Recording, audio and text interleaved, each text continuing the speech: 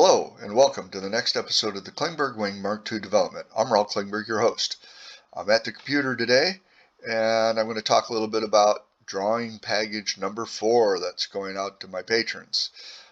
It is for the winglet, or winglets. You make 2 of these for the glider. And it's been a challenge to complete this model because my skills in SolidWorks are still developing, and I had a chance to learn a lot of new functions along the way. And it's been very interesting. Quite a struggle at times. The little tip block up here took me 2 full days of work to finally get that even close to correct, and it still has some issues with it, which I'll fix in the future. But you can see the whole thing here. This is essentially the same as what's on the glider. It is the same configuration in terms of aerodynamics, but structurally it's a little different. I made changes that would make this a little easier to build, I believe, and a little more durable, that's for sure, and less expensive. Probably about the same weight. I've taken the chance to just make things simpler, lighter, and hopefully a little cheaper. What you're seeing here is the best representation that I can do in SolidWorks. The materials are 2 pound per cubic foot Dow extruded polystyrene foam for the ribs, and the rest of the construction is mostly wood, and it's basswood.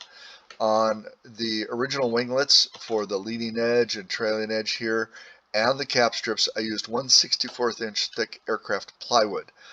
Plenty strong, works easily in terms of shaping it to the D-tube, a little spendy, but overall I found the areas between the ribs to be a little bit too flexible. If you grab them with your hands, it puckers in. I haven't broken one yet. It's flexible.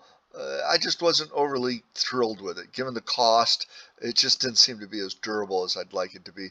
However, with the basswood, this is 16th inch thick basswood that I'm calling out here, and it would be significantly stiffer in the area between the ribs. So if I stuck with the 1/64 inch thick plywood, I need additional nose ribs in here, and that would add a little bit of weight, not too much. Mostly it's not the foam, it's the glue for bonding to the foam that adds the weight. And it would work out to be about the same as the basswood that's here in terms of weight. So simpler is always better, fewer parts, less gluing, and the wood is certainly cheaper. Now the drawback to the basswood is I don't think I've ever found a piece 4 foot long, and that's what you need here to do this D-tube in one piece. So with the basswood, you would have to splice it somewhere in the middle here. You'd put the splice over the top of the rib, put some fiberglass on the inside, and the outside you just fill it in and smooth it out. And that would be plenty strong. So not too bad to splice, but a little bit of extra work. Trailing edge splice is super easy to do. If you've followed along, I've shown you several times how to do that for trailing edges. So the basswood, a little easier to work with. Shapes nicely, beautifully, and fairly durable, inexpensive. The tip here is designed to be balsa wood, just some 8 pound balsa. Drop a block on there and hand shape it to blend into the tip. And you will note that the grains are running in the wrong direction. I haven't quite figured out how to get the grains to run in a specific direction, but with the basswood you would have the grain run along the length of the D-tube here, and also on the trailing edge you'd run the grain this way. Now I happen to have I got lucky, I got the grains running the other way on the tip and on the cap strips. So you want the grain running this way on the cap strips along their length, this way on the tip, and along the length of the D-tube and trailing edges. One of the main changes I made in the design is that rather than having a balsa rib here at the root with carbon fiber on either side, I've used just 1/2 inch thick blue Dow styrofoam right here, and on the outside I've placed a 1/64 inch thick plywood rib cover over the top of the whole thing. Then I see it jumped off to the side here. Maybe if I do a backup here, yeah, we'll get that back. Oh, that's interesting. I got into a weird mode. Let's see if that goes back. Well, I've lost control of it. So I got to redo the mates to get that rib back over there. As you can see, I'm still working on this a little bit. Anyway, we'll continue. Oh, look, it moved way down there. Fascinating. Anyway, so that rib is designed to cover up the bottom here on the foam, and it provides a load distribution path for the loads that are on the pivot shaft. The model here shows a pivot shaft made of carbon fiber, but if you go to the bill of materials spreadsheet, you'll see that I call out pull-truded fiberglass from TAP Plastics. It's much less expensive and plenty strong enough. Does a great job. I've had no problems with the winglets whatsoever in terms of durability. In fact, during my one hard landing, the winglet mounts sustained some damage, but the winglets were fine. So I think that this is set up to be a little more efficient this way than the carbon fiber, certainly less expensive. There's some foam filler here, which is exactly what I used on the current version. And what that is in here for is two reasons. Number one, it prevents this rib from bowing in when the fabric is shrunk, and it provides extra support for the pivot tube. What's not shown here is the fiberglass wrap, the one layer of 3-ounce 120 fiberglass cloth over this foam around the tube and then back on the other side that helps distribute the loads.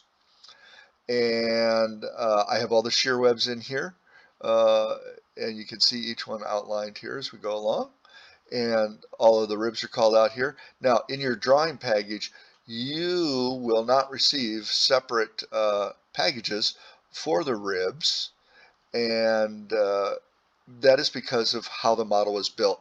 This was done as a loft, as one piece, and then I did a series of cuts between the ribs. So currently there are not files of each rib pattern, but when you get your model, you can make a copy of it and go into SolidWorks and disassemble it. You can take this all apart and you can copy each rib profile into a new file, and then you would be able to create a DXF file that you could take out and have it plasma cut or water jet cut.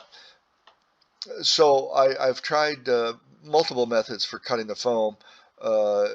Tried laser, tried plasma. Haven't tried the water jet, but I think that would work just fine. And mechanical routing. So far, it looks like the fastest, easiest way to do this is just to take it. Somebody has a plasma cutter with a really tight focus. They can make a small kerf, and the foam doesn't actually catch on fire. It's pretty cool. You get pretty good result that way. And you would have to change the files a little bit, the layout, to compensate for the diagonal cut that's in the foam to accommodate the spars, but that's not a big deal because obviously the plasma cutter is just going to make a rectangular cut in the foam. Plus, in the plasma cutter, the ribs are not going to come out with a slight taper on them that they need to match, but you're going to glue them all in and then take a sanding bar and take the high side down so that you have the taper on there. Probably only take a few swipes to do that. Actually, with my particular design, I didn't bother to do it at all. I just skipped that and I put a little bit of extra glue and microballoon filler in there. We were good to go. Another thing I simplified, I upgraded from 64th inch thick plywood shear webs to 1/32, but I put them on one side only instead of 64th on both sides. This one actually is a 1/16 of an inch thick here to provide the extra strength that's needed to support the pivot tube. The spar caps are 1/2 inch by 1/4 inch spruce.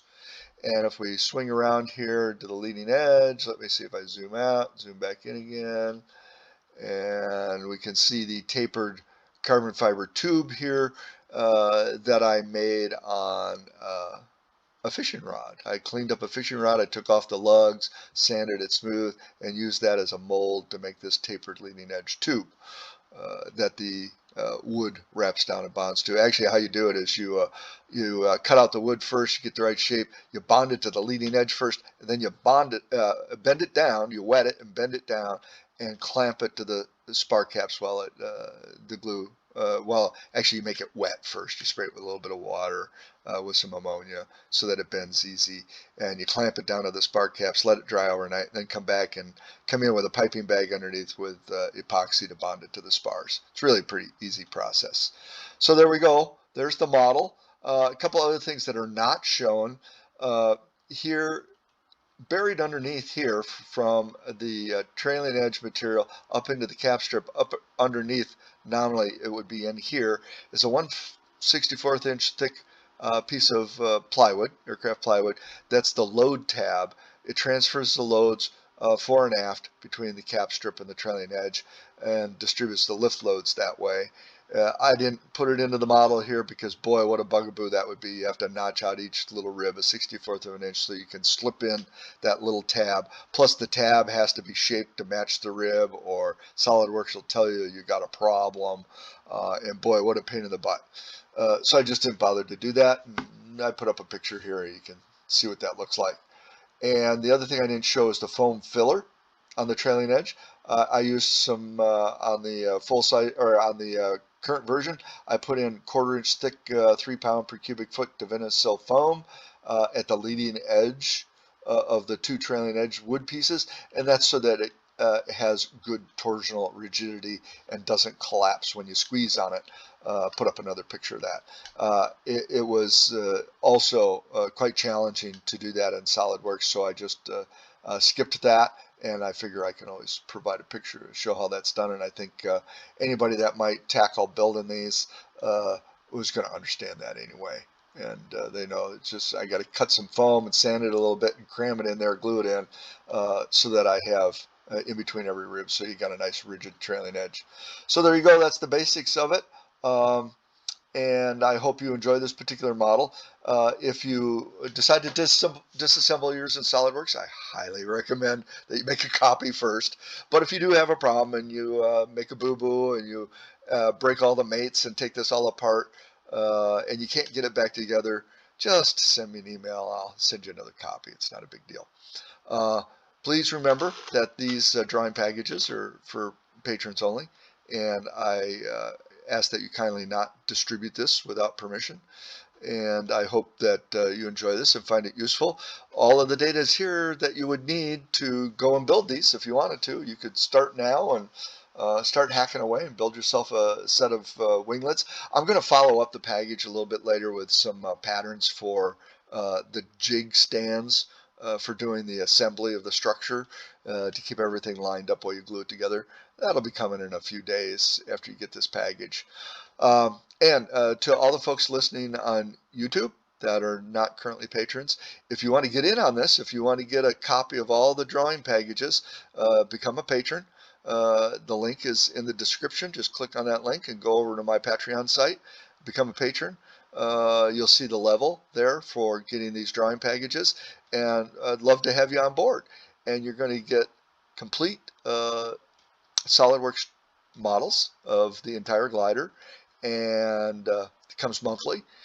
You will receive the bill of materials with all of these, which is very handy, a list of sources where to get all the materials, and other special hints and tips and notes of stuff that I learned along the way as I was doing this. And I'll close out by saying we're getting ready to try to do some tow testing at El Mirage Dry Lake, and looks like we might be heading out this Friday. So wish us luck, and we're going to try to get a little bit more flying done with it. Hopefully we'll get a flight that's longer than 8 seconds, which is, I think, how long the first flight was. So once again, thanks for all your support. I really appreciate it, and I hope you enjoy this new package. Thanks much. Fly safe, and bye for now.